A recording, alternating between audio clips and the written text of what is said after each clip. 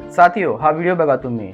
हा मुस्लिम मुलगा बघा कशा कोळी समाजातील महापुरुषांचा अपमान करत आहे.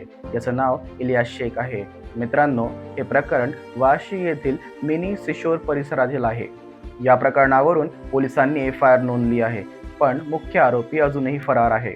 पण आपले लाडके सामाजिक कार्यकर्ते सतीश पाटील यांनी ज्या मुलाने व्हिडिओ काढला त्याला ताब्यात घेतलं आहे आणि त्यांचे मित्रमंडळी इलियास शेखचा नक्कीच समाचार घेतील.